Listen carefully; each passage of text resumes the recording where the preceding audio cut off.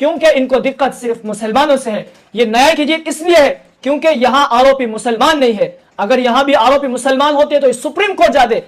19 सितंबर 2008 को रात 9:30 बजे Shakeel goods transport company Morigaon में एक बाइक में विस्फोट होता है। इसमें 6 मुसलमानों की मौत हो जाती है, 100 से ज्यादा लोग घायल हो जाते हैं। इस मामले में जांच एजेंसी द्वारा आरोपी बनाए गए बीजेपी की पूर्व सांसद साध्वी प्रज्ञा और कर्नल पुरोहित समेत 6 आरोपियों को एनआई कोर्ट ने 2 दिन पहले 17 साल के बाद बरी कर दिया है।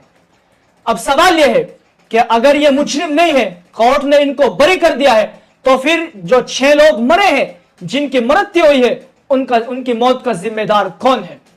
कोर्ट ने एक झटके में कह दिया कि आरोप साबित नहीं हुआ, इसलिए इनको बाइज्जत बरी किया जाता है। ये निर्दोष है, इनका कोई कसूर नहीं है, कोई जुर्म नहीं है। कोर्ट इसलिए इनको बरी करता है। मगर फिर वही सवाल है कि मरने वालों को इंसाफ कहां मिला, उनकी मौत का जिम्मेदार कौन है? और दूसरा सवाल, मुंबई लोकल ट्रेन मामले में 19 साल के बाद बॉम्बे हाई कोर्ट ने 13 मुसलमानों को निर्दोष बताते हुए बाइज्जत बरी किया था।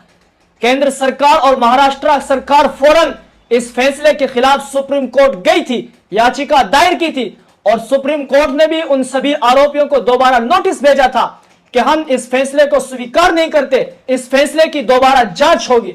हमने उस वक्त कहा था कि अगर कल को अदालत मालीगांव विस्फोट मामले में आरोपियों को बरी करती है तो क्या आप वहां अपील करेंगे?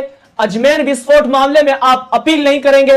और अब 2 दिन पहले एनआई कोर्ट ने 2008 विस्फोट मालीगांव मामले में इन आरोपियों को बरी किया है, तो उसी महाराष्ट्र की फडणवीस सरकार ने कहा है कि न्याय की जीत है।